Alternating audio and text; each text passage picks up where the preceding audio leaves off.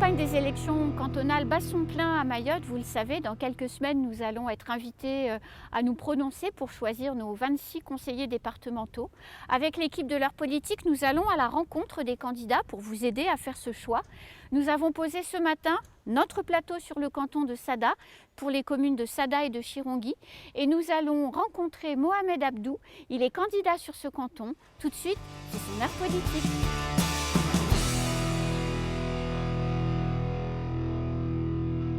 Mohamed Abdou, bonjour. Bonjour Anne. Bienvenue sur le plateau de l'heure politique pour votre portrait. Merci, c'est un plaisir de vous rencontrer encore une fois. Alors il y a une très bonne ambiance sur le plateau, on va tâcher de rester sérieux pendant toute la durée du portrait. Vous êtes, puisque la politique c'est quelque chose de sérieux, vous êtes candidat pour les élections cantonales sur le canton de Sada, donc qui recouvre la commune de Chirongui et la commune de Sada.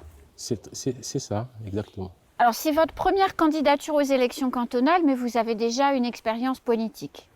Tout à fait, effectivement. D'abord, naturellement, j'ai jamais accepté la manière dont nous construisons notre Mayotte. C'est-à-dire de continuer à concentrer tout dans un même secteur, c'est-à-dire Mamoudzou et Kaweni. Discutant moult échanges avec des amis, il s'avère qu'ils partagent la même vision que moi. Parallèlement à cela, aujourd'hui, en tant que conseiller municipal, avec les grands projets que nous menons, ces projets-là ont besoin de cofinancement, notamment avec le conseil départemental. J'ai eu l'occasion qu'il y a eu une ouverture de candidat à la candidature. J'ai déposé ma candidature, le groupe m'a retenu. C'est à partir de là que je suis candidat au conseil départemental dans le canton de Sada qui regroupe la commune de Sada et la commune de Chirongui. Et j'en profite, j'espère que nous serons élus pour porter ces deux sujets, c'est-à-dire un développement équilibré du territoire, mais aussi être un appui envers nos communes, la commune de Sada encore une fois et la commune de Chirongui. Alors pourquoi c'est nécessaire que le conseiller départemental, que vous serez si les électeurs vous font confiance, intervienne en appui de ce que fait une municipalité, donc votre maire, puisque vous êtes conseiller municipal de Sada, et puis le maire de Chirongui? Comme je l'ai expliqué en guise d'introduction, que tous ces projets-là, aujourd'hui même, faire un caniveau, il faut des cofinancements. Oui. La deuxième chose, c'est que des grands projets, je cite les projets de la commune de Chirongui, tels que les ZAC, zones d'aménagement concerté, tels que les ZAE, zones d'activité économique, il faut que ces projets-là soient concrétisés. C'est avec le conseil départemental qu'on doit construire ces projets qui d'ailleurs ont été bien définis par le SAR, le schéma d'aménagement régional. Qui n'est pas encore voté. C'est vrai, mais d'où l'intérêt d'anticiper les choses. Voilà pourquoi il y a une nécessité, et si le conseil départemental reste un appui envers les communes, c'est aussi la construction de Mayotte, c'est aussi ce développement équilibré que nous tenons à cœur dans les années à venir. Alors, vous êtes un homme engagé à plusieurs sens.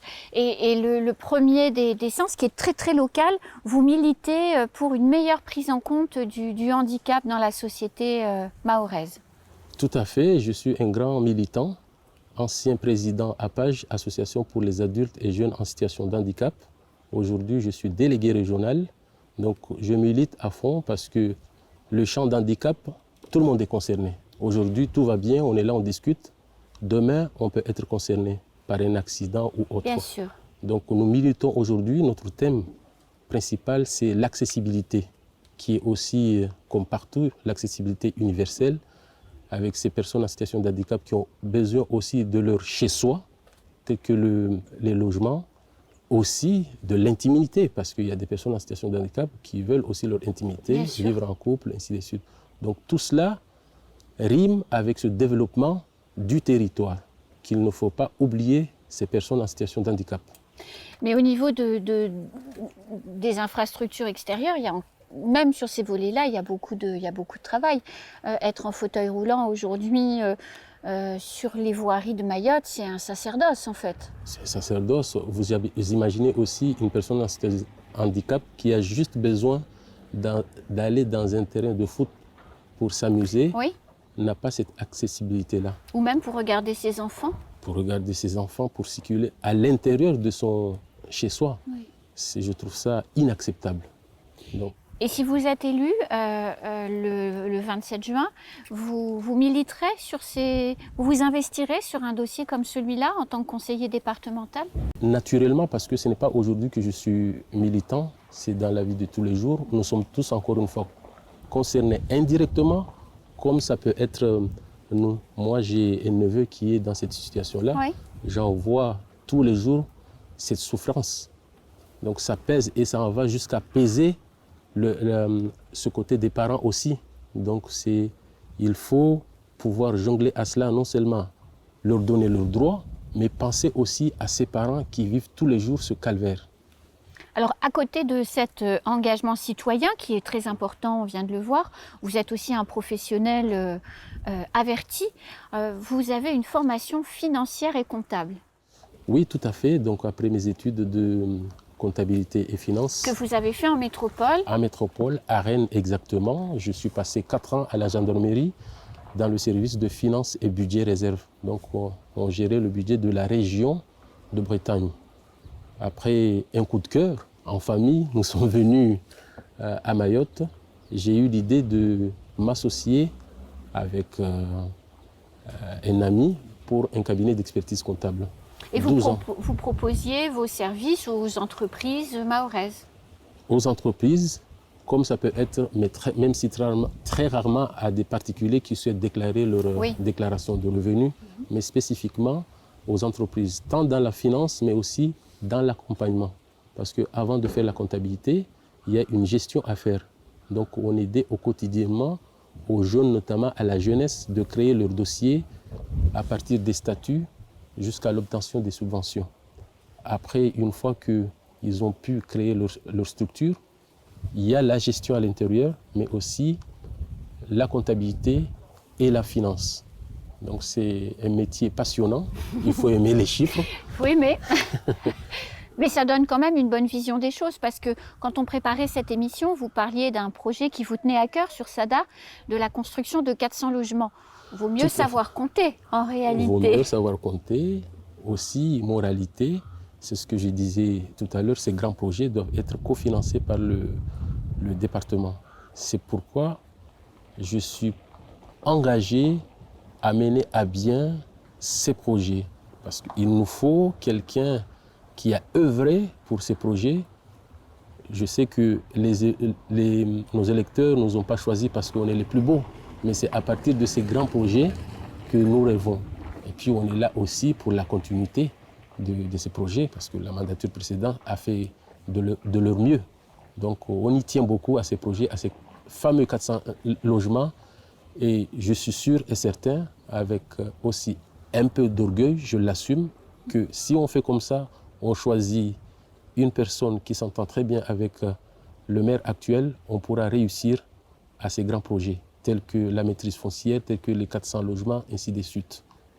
Et au sein du conseil départemental, ce qui nous tient à cœur, comme je l'ai dit tout à l'heure, c'est ce développement équilibré, à commencer par l'aménagement, le développement économique et un cadre de vie de tous les jours. Donc l'aménagement, c'est quoi? Nous savons tous.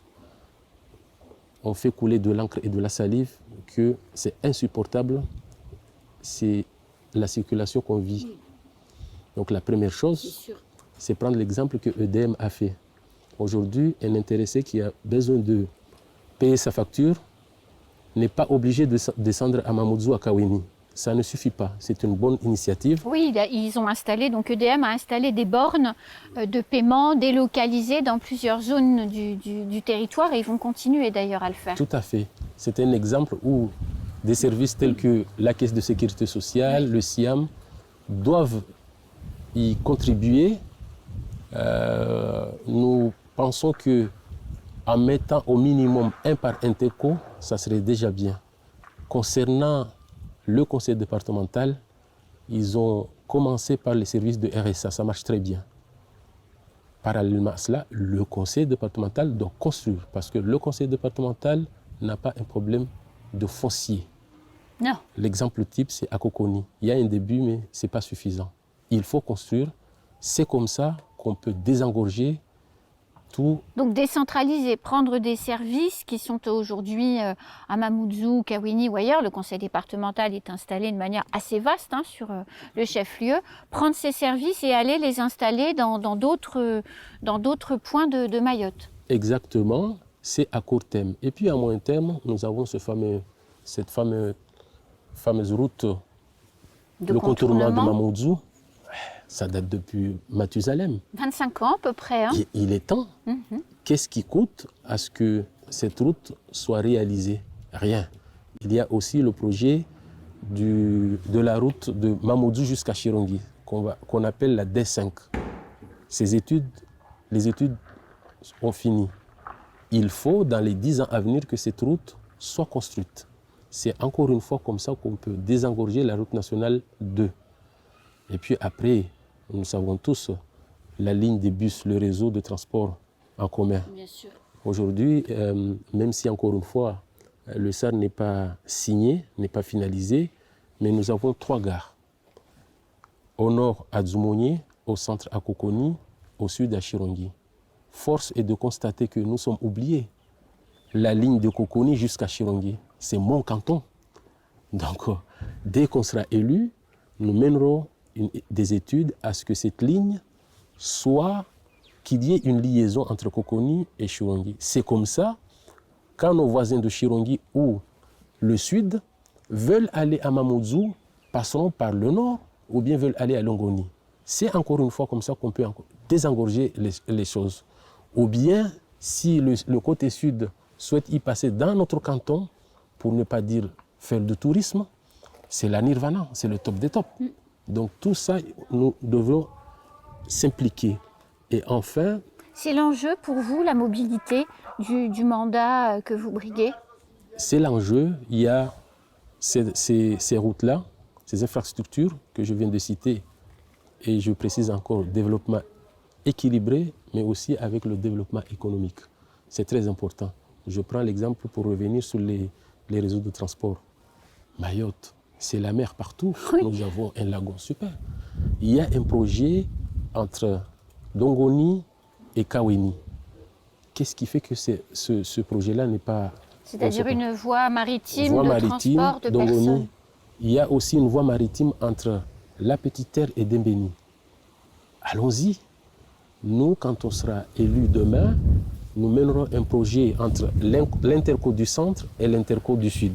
Plus précisément, la baie de Chikoni jusqu'à Anyundu. C'est comme ça aussi qu'on peut développer ce tourisme via la mer.